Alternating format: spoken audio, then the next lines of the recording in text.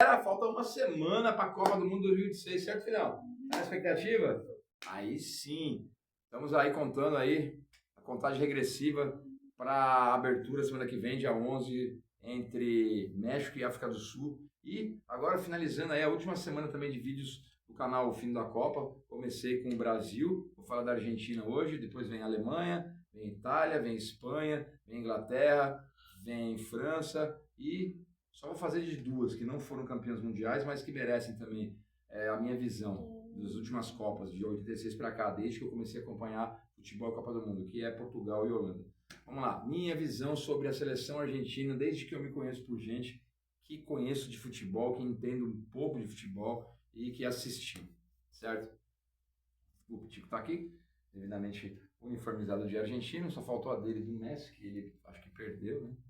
E ali temos camisas da seleção argentina, deixa aí, filho, vem um pouquinho para lá. Ó, a de 2022, número 2, a do título da Copa América de 2021, o do Di Maria no Maracanã contra o Brasil, a de 86, lá na pontinha lá, a do Maradona da Lecoq Sportif, a de 2022 do Messi, tem essa aqui também que foi de 2014, da delegação de passeio, então estamos aqui com os hermanos.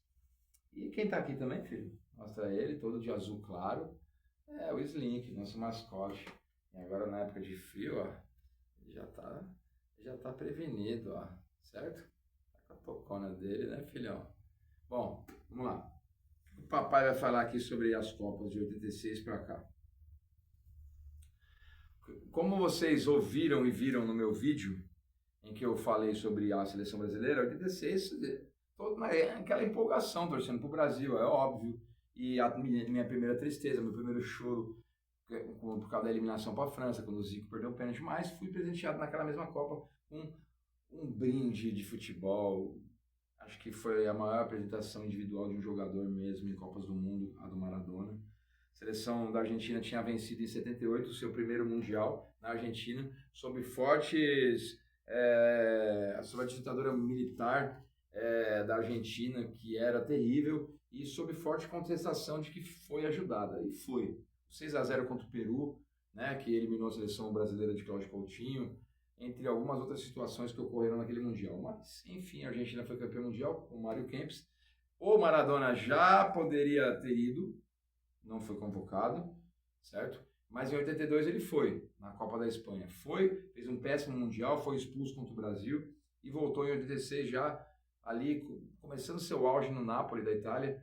E o que ele fez naquela Copa do Mundo, galera, eu vou lembrar até hoje. Eu tinha 9 anos de idade, o Tico tem 10 agora, mais ou menos mesma faixa etária. Maradona bagaçou com tudo, galera. Ele esmirilhou. Eu estava começando a entender futebol e acompanhar. Eu nunca tinha visto, nunca vou ver mais nada igual, acho que numa Copa do Mundo. A primeira fase da Argentina contra a Bulgária, né, contra a Coreia do Sul e não me recordo o outro jogo. Ele começou já a mostrar naquela primeira fase algumas jogadas e alguns gols, o que viria adiante. Depois contra o Uruguai, né, na vitória de 1-0, nas oitavas de final.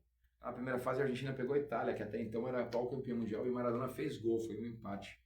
Então aí a Argentina eliminaria o Uruguai nas oitavas de finais, e aí viria o grande jogo. O jogo contra a Inglaterra. O gol da mão de Dios e o gol que ele driblou metade do time da Inglaterra, que é considerado o gol do século, o gol mais bonito da história do futebol. E eu vou falar sobre esse gol também, porque assim, individualmente coletivamente, o gol mais bonito da história de Copas, pelo menos, é o gol do Carlos Alberto Torres, da nossa seleção brasileira, no tricampeonato contra a Itália, naqueles 4-1 em 70. Mas assim, galera, eu assisti o jogo Argentina e Inglaterra, nas quartas finais, em que o Brasil perdeu para a França naquela mesma fase. E foi o maior espetáculo que eu vi de um jogador dentro de campo até hoje na minha vida. O cara fez um gol de mão, que hoje não valeria, né, se tivesse o VAR, com toda a sua malandragem, que no futebol é necessária, e depois fez aquele gol antológico, mas ele destruiu. E aquele jogo, ele tinha, assim, temperos muito maiores do que o dentro de campo. O extracampo daquele jogo era realmente clima de guerra. Porque no início dos anos 80, a Inglaterra anexou o território das Ilhas Maldivas da Argentina, as Ilhas Falkland, que gerou uma guerra, muitas mortes, muitos argentinos morreram. Se vocês verem algumas imagens hoje em dia, aparecem muitas imagens, né, que na época nós não tínhamos. do vestiário da Argentina e do clima mesmo, e as brigas dos hooligans contra os barra bravas em volta do estádio ali no México, e a Argentina despachou a Inglaterra e foi para a semifinal contra a Bélgica, onde Maradona meteu 2 golaços, um gol que ele também driblou quase toda a defesa da Bélgica, foi para a final. O gol dele contra a Inglaterra, eu estava assistindo, naquela época não passavam muitos jogos na TV, mas na Copa abria-se essa exceção e eu assisti aquele jogo e eu não acreditava, mano. E tinha um amigo meu, o André, ele era muito fã do Maradona também, ele ia para a escola e ele falava, eu vou comprar ainda uma camisa argentina, e não tinha naquela época, era muito difícil. Ele fez uma camisa com a camisa da escola da Amorim Lima, pintou as listras azuis. Aí na época que tinha Maurício de Souza, né, Cebolinha, Cascão, Mônica, tinha a revistinha do Pelezinho. E naquela época foi feita uma revistinha do Maradoninha, personagem do Maurício de Souza com os traços do Maradona, Dieguito, isso mesmo, filho. Meu assessor para esses assuntos aí, ele é inteirado demais. E que vem a Alemanha. A Alemanha era o atual vice-campeão mundial, perdendo para a Itália em 82, tinha uma seleção zaça com o Rummenigge, com o Matheus, que estava começando, o Lothar Matheus, o Beckenbauer de treinador, e a Argentina tinha, sob o comando de Carlos Bilhardo, Pumpido no gol, que era um goleiraço, a Argentina sempre com goleiraço, tinha o Ruggeri, tinha o Batista, tinha Valdano no ataque com o Burruchaga, que eram jogadores ali que o Maradona sempre botava na cara do gol, e foram eles que fizeram os gols na final, que decretou o bicampeonato da Argentina. Campeão em 78, bicampeão em 86. Ficou uma Copa sem chegar firme, né, para ser tricampeão seguida ali.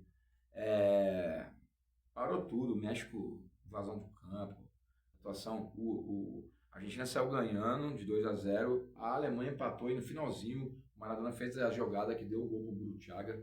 E foi assim, para mim, foi um cartão de visita de o que eu seria, assim como torcedor de futebol e admirador de grandes seleções, como um torcedor argentino. Eu adoro o futebol da seleção argentina. Aí vem 1990, já alguns novos jogadores, e a Argentina chega a mais uma final e perde a revanche contra a Alemanha. A única vez na história em que 2 finais de Copa se repetiram nos adversários.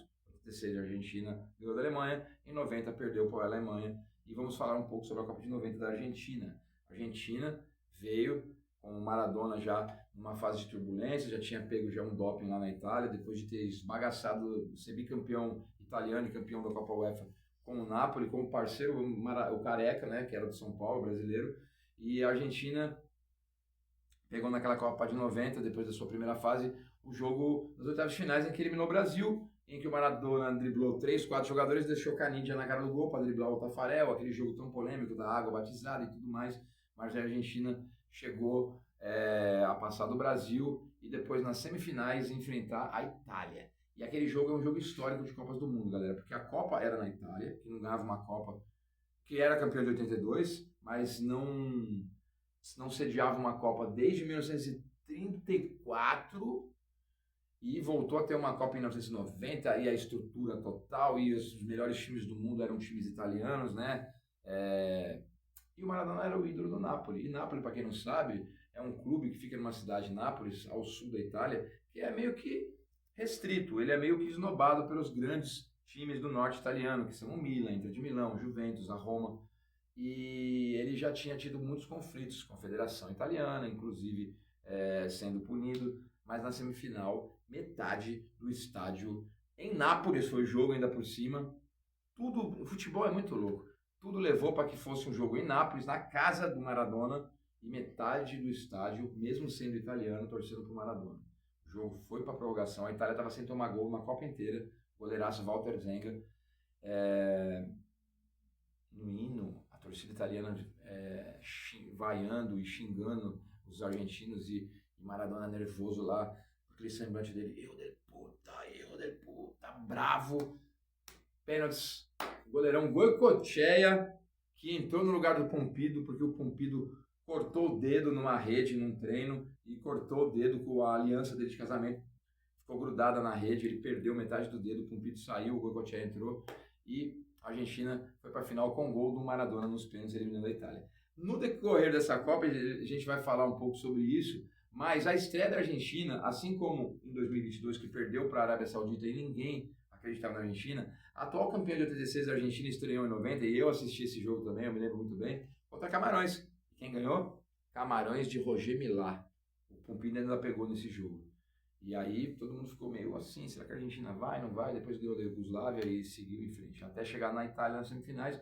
E o Goicoechea estava pegando muito, pegou vários pênaltis no decorrer da competição. Pegou pênaltis contra a Iugoslávia. Olha lá o Slick aprontando. O Slick tá arrumando já a caminha dele ali, ó. Tá se ajeitando. Final, Argentina e Alemanha novamente, a mesma base da Argentina, com alguns novos jogadores como o Cláudio Canidia. E a Alemanha que tinha uma seleção mais forte já em 90, com o Klinsmann, com o Brehme, com o Voller.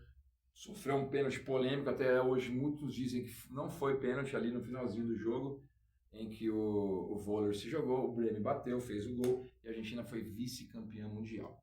Aí, galera, em 94, em meio a tudo isso, Copas Américas, a Argentina já ganhou a sua última Copa América ali em 93, voltaria a ganhar uma Copa América só nessa última de 2021, e aí a Argentina vem já com uma nova geração, com Gabriel Batistuta, o tal do bate-gol, cracaço, Ortega, Pablito Aimar e o Maradona já numa fase já ruim, foi trazido de volta para a seleção argentina, que quase ficou de fora da Copa do Mundo. A Argentina tomou de 5-0 da Colômbia no estádio Monumental de Núñez.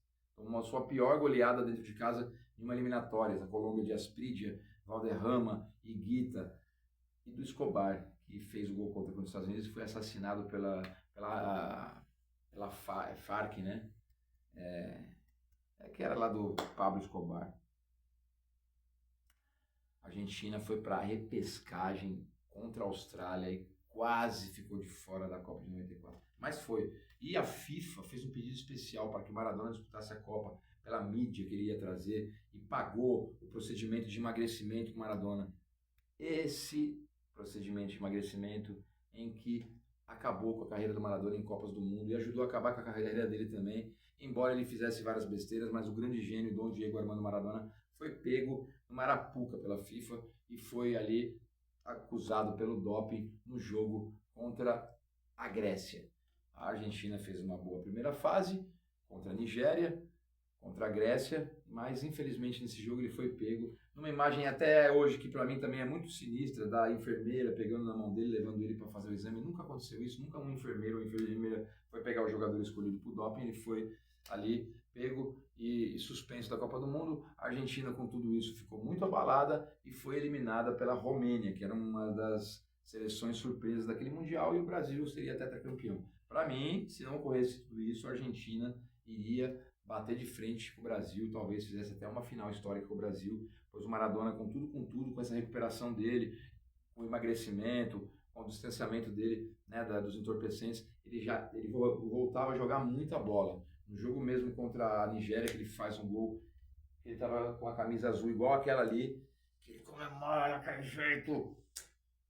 Infelizmente aconteceu o que aconteceu, a Argentina foi eliminada e voltaria para a Copa de 1998 na França, para fazer uma campanha também muito boa, mas parar na Holanda de Dennis Bergkamp, que fez aquele gol no finalzinho, sabe, filho?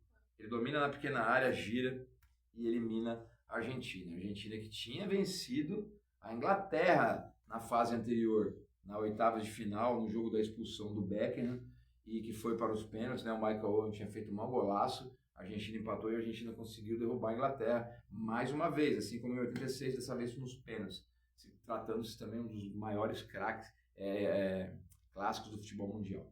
Aí, 2002, a Argentina chega toda, fez uma eliminatória maravilhosa, vai para a Copa da Coreia e do Japão, em que o Brasil se classificou no sufoco. A Argentina, que tinha Sorin, já tinha Riquelme, Crespo, o próprio Batistuta, uma seleção fortíssima, chega e cai na primeira fase no grupo que tinha Suécia, a Inglaterra, perdeu para a Inglaterra. O David Beckham se recuperou da Copa anterior em que ele foi expulso e nessa revanche bateu um pênalti em que fez um gol contra a Argentina e ajudou a eliminar a Argentina na primeira fase. Foi um fiasco aquela Copa do Mundo de 2002 para a Argentina. A Argentina que voltaria para a Copa de 2006, aí já na Alemanha, para ser eliminada pela Alemanha.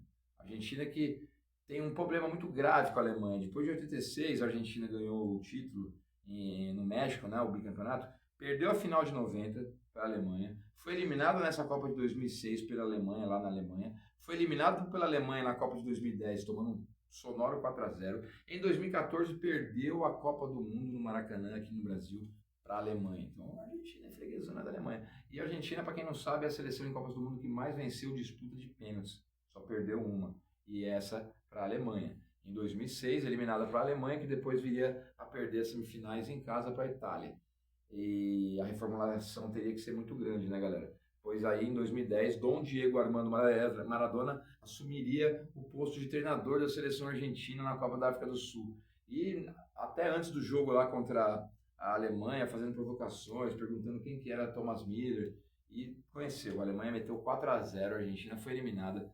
Foi assim, foi um vexame total. Tevez, Riquelme, um tal de Lionel Messi que estava começando, não era a primeira Copa do Mundo dele, ele já tinha estreado em 2006, mas sem fazer nenhum gol. Ele fez seu primeiro gol em Copas em 2010, mas a Argentina novamente tomba, e tomba feio. Aí vem a Copa de 2014, no Brasil.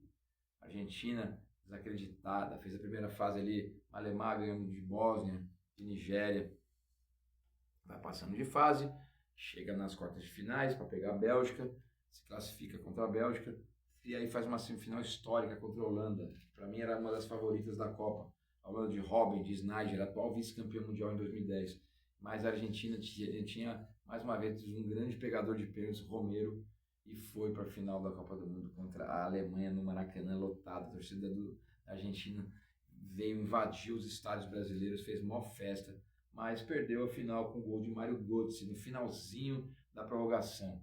A Argentina que tinha nesse jogo perdido um gol com o Higuaín cara a cara, o Messi perdeu o gol também ali cara a cara. Messi não estava numa boa fase, depois perderia 2 Copas Américas seguidas para o Chile, onde anunciaria sua aposentadoria da seleção argentina em 2015, 2016, né? Mas nessa Copa de 2014 faltou o Tevez, faltou o Higuaín, não, o Higuaín estava, né? Mas estava acho que no banco. E mais uma vez a Argentina tomba para a Alemanha, dessa vez vice-campeã mundial. A Argentina tem os vice-campeonatos mundiais de 1930, na primeira Copa do Mundo no Uruguai, quando perdeu de 4-2 para o Uruguai, em 90 para a Alemanha e em 2014 para a Alemanha. E são 3 vices e 3 títulos. E dizem muitos por aí que nos anos 40, nos anos que não tivemos Copas do Mundo de 42 e 48, devido à Segunda Guerra Mundial, talvez a Argentina fosse campeã mundial, pois tinha um tal de Di Stefano, que era o maior jogador da época, e tinha uma base do River Plate, que era La Máquina, que era uma das melhores equipes do mundo. Bom, aí, reformulação total. Jorge Sampaoli, que havia ganhado 2 títulos em cima da Argentina com o Chile, foi chamado para a Argentina e tinha como seu auxiliar um tal de Lionel Scaloni. Não deu nada certo, a Argentina tomou uma trauletada na primeira fase de 4-1 para a Croácia, com frangos do goleiro, e mais uma vez a decepção. Perdeu por 4-2 para a França, que seria campeã em 2018, um jogo que o Mbappé se apresentou ao mundo fazendo um jogaço.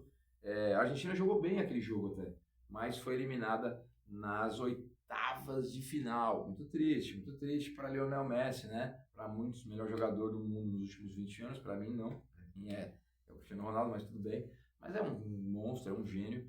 E ali, todos realmente desistiram de vez. Pô, a Argentina, o Messi não vai ganhar nada. O Messi nunca vai ter uma Copa do Mundo. E aí vem 2022, em que esse jovem aqui já estava começando a gostar e entender um pouco de futebol, não igual agora, mas já me perguntando algumas coisas, acompanhando alguns jogos, e assistimos alguns jogos juntos, inclusive ali o começo da decisão entre Argentina e França. Aí eu, que estou tendo assim, desde 2010, todas as seleções que eu falo que vai chegar, chegam, exceto 2010, que eu falei que a Holanda ia ganhar e ela foi vice. Eu falei que a Alemanha ia ser campeã em 2014, enfeitei a casa todinha com bandeiras da Alemanha, né? Assim como um bom descendente de alemães.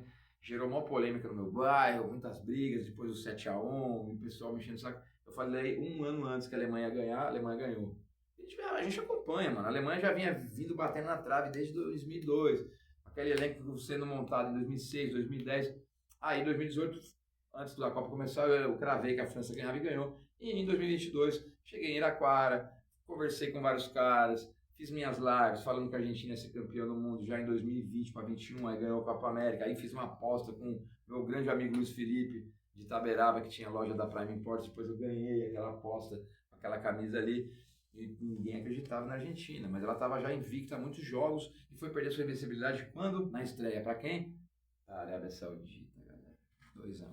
Aí ninguém mais acreditou na Argentina, que estava sendo comandada pelo ex-auxiliar do São Paulo em 2018, o Lionel Scaloni, que não tinha experiência nenhuma como treinador de clubes, era um ex-jogador, mas ele veio para a Argentina forte. E a Argentina tinha ganhado o México no segundo jogo, e ganhou.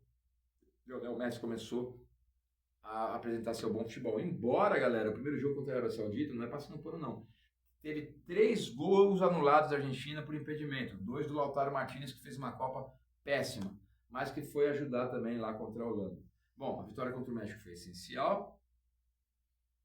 E o último jogo contra a Polônia, a Argentina conseguiu sua classificação, né, tranquilamente e passou para as oitavas de finais. Scaloni, começando a fazer algumas alterações no time, colocou Julián Álvares como titular e Enzo Fernandes. Embora todos os jogos ele fizesse alterações, Montiel estava muito bem e começava a surgir mais uma grande estrela argentina, um tal de Dibu Martínez, o goleiro, que fez milagres durante os mata-matas da Copa. Lionel Messi jogando muito bem, o Ángel Di Maria deitando também, mesmo com o seu condicionamento físico não tão muito bom, mas muito bem. E a Argentina passa de fase, pega a Austrália, um jogo muito difícil e complicado, vence por 2-1, mais uma vez com genialidade do Messi, dando um passe ali no finalzinho de jogo pro gol da Argentina. Aí vem um dos maiores jogos da Copa, antes da final para mim, foi o segundo melhor jogo da Copa, só perdendo para a final, Argentina e Holanda, Argentina 2-0, o Messi jogando pra caralho, finalzinho de jogo, a Holanda busca um golzinho, aí o treinador da Holanda bota o centroavantão lá grandão, né? Ele vai no finalzinho do jogo, numa jogada ensaiada, pega e faz gol de empate, o jogo vai para prorrogação, o pau come, o pau tora, numa jogada lá em que uma bola foi chutada no banco de reservas. Muitos cartões amarelos foram dados, acho que foi o jogo com mais cartões amarelos aí, não da história das Copas, mas das histórias recentes. E nos pênaltis, mais uma vez, assim como na semifinal de 2014, a Argentina despacha a Holanda, com o Dibu Martínez fazendo grandes defesas e aquela polêmica de Lionel Messi que mira bobo, e ele já incorporando ali meio que um espírito maradonesco de ser, ele que era sempre tão calmo, ele começou a se envolver em polêmicas, em discussões, até em ser um jogador um pouco mais agressivo, para nas semifinais o esbagaço contra a Croácia, 3-1, aquele gol que ele fez o Gvardiol de bobo, e a Argentina estava novamente numa Copa do Mundo, assim como em 2014, 2 Copas antes, para enfrentar Marrocos. Não, Marrocos foi a grande surpresa da Copa, mas parou na França. A França, que lutava pelo bicampeonato seguido e pelo seu primeiro tricampeonato mundial, Mbappé voando, Mbappé e Messi chegando ali na grande decisão como artilheiros, se não me falha a memória, com 6 gols cada. E aí a Argentina começa o jogo esmirilhando, fazendo 1-0, fazendo 2-0 de Maria, fazendo um golaço. E aí a Argentina, com o título na mão no intervalo do jogo, para mim já ali emocionado, fazendo a transmissão para um amigo meu argentino que estava lá em São Paulo. Segundo tempo, finalzinho já do jogo, faltando 10 minutos, o Mbappé diminui de pênalti, depois ele faz aquele golaço, muda totalmente a história da final. Aí vamos para uma prorrogação das mais eletrizantes e emocionantes que eu já assisti na minha vida. Messi faz mais um gol, já tinha feito um, né, de pênalti, que a bola entrou metade ali, entrou, mas não balançou a rede, e aí Mbappé empata de novo de pênalti no último minuto de jogo. O goleiro Dibu Martínez faz um milagre, a defesa das Copas, no último minuto, que ele pega aquela bola, não me lembro o nome do jogador francês, eu sei que no rebote ainda teve uma... Não, um jogador que nem tá mais. No último, depois dessa bola ainda, o Lautaro Martínez perde uma cabeçada cara a cara com o Lloris, e vamos para os pênaltis, e aí o Pamecano. E aí a França perde 2 pênaltis, a Argentina converte todos os seus pênaltis, Montiel faz o último gol, Messi, enfim, se consagra como campeão de uma Copa do Mundo, depois de já levantar 8 bolas de ouro, algumas injustas, como a de 2014, mas essa, o baixinho jogou demais na Copa do Mundo de 2022.